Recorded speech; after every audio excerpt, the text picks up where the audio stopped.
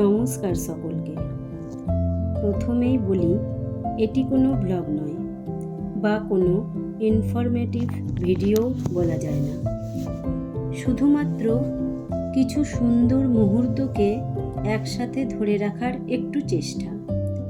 আমি একজন ভ্রমণপ্রেমী মানুষ। প্রকৃতি, সবুজে ঘেরা দৃশ্য এবং গান, এই তিনটি খুব সহজেই আমার মনকে খুশিতে ভরিয়ে রাখতে পারে। আজকালকার ঝাঁ চকচকে বড় বড় বিল্ডিংয়ের মাঝে এই সবুজ প্রকৃতি আমাদের মনকে এক মুঠো শান্তি এনে দেয়। আসলে আমরা মধ্যবিত্ত ঘরের গৃহিণীরা সংসারের চাপে, সময়ের অভাবে এবং সবসময় হাতে পর্যাপ্ত টাকা না থাকার কারণে নিজেদের ছোট বড় শখ আহ্লাদ ইচ্ছেগুলোকে নিজের মধ্যেই হারিয়ে ফেলি। মন কখন আপনা থেকেই ভুলিয়ে দেয় নিজের পছন্দের জিনিসটা, তা হয়তো আমরা বুঝতেও পারি না। তাই মাঝে সাঝে নিজেদের সাথে সময় কাটানো খুবই প্রয়োজন।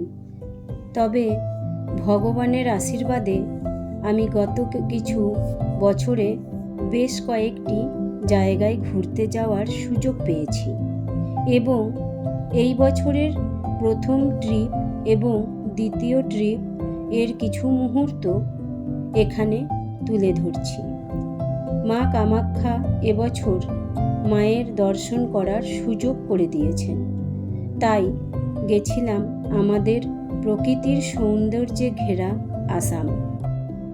সেখান থেকেই মেঘালয়, শিলং এবং ভারত সীমান্ত বাংলাদেশ বর্ডারের কিছু অংশ ঘুরে অনেক সুন্দর দৃশ্য, মেঘেদের স্পর্শ, সবুজের শীতল হাওয়ার ছোঁয়া এবং মায়ের আশীর্বাদ নিয়ে মনের স্মৃতিতে একরাশ শান্তি জমা করে বাড়ি ফিরলাম। এরপর গরমের প্রচণ্ড তাপে গেছিলাম শিলিগুড়ি এবং মিরিক হয়ে আমাদের পাহাড়ের রানী দার্জিলিং। যদিও টানা বৃষ্টির কারণে অনেক কিছুই আমাদের ফাঁকি দিল।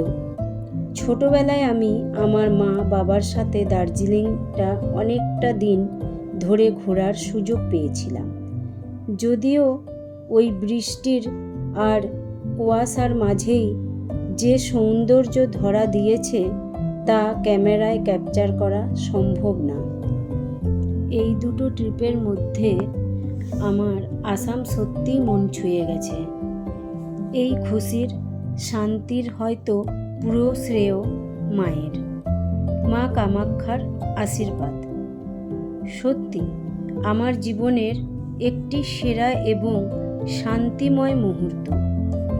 আমার প্রাণের খাতার একটি প্রিয় অধ্যায় হয়ে থাকবে এবং মায়ের ডাক যদি আবারও পাই, তাহলে বোধহয় আমার থেকে বেশি খুশি কেউ হবে না।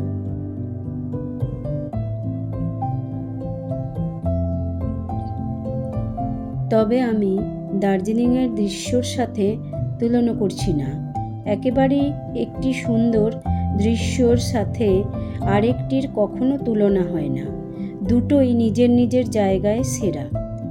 তবে কিছু সময় কিছু বিশেষ জায়গা মনকে একটু বেশি শান্তি দিয়ে যায় কোনো কারণ ছাড়াই।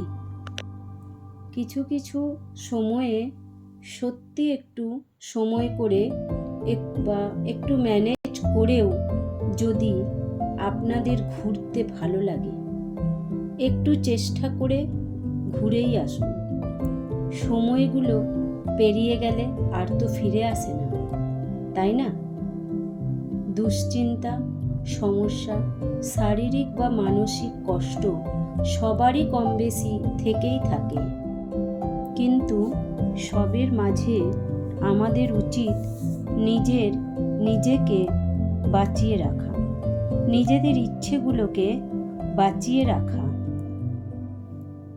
হয়তো পেছনে ফিরলে নিজেদের ইচ্ছেগুলোর যত্নই আমাদের সেই শান্তিটা দেবে, যেটা হয়তো অনেক টাকা বা লাক্সারি দেবে না। তাই আমার মতে নিজেদের নিষ্পাপ ইচ্ছেগুলোকে হারিয়ে যেতে না দিয়ে একটু চেষ্টা করে সেগুলোকে বাঁচিয়ে রাখার নামই আসল জীবন। হাজারটা দায়িত্বর মাঝে নিজেকে ভালো রাখার দায়িত্বটাও যে ভগবান আমাদের দিয়েছেন, সেটা ভুলে গেলে চলবে কি করে? হ্যাঁ, জানি জীবনের সবটা ইচ্ছে কারোরই হয়তো পূরণ হয় না, তবে নিজের চেষ্টায় যতটা আনন্দ কুড়িয়ে নেওয়া যায়।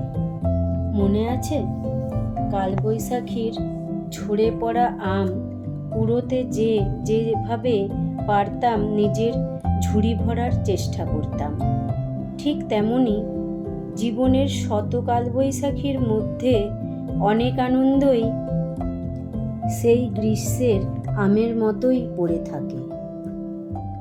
তবে সেই শিশুটিকে আমরা ঘরের বাইরে বেরোতে দিই না, তাই আনন্দগুলো অজান্তেই হয়তো হারিয়ে যায়। আমি জানি না এই ভিডিওটি কতজনের কাছে পৌঁছবে, তবে যদি আপনি এই ভিডিওটি এখনও দেখছেন, আমাকে শুনছেন, তাকে বলবো নিজেকে হারিয়ে যেতে দেবেন না।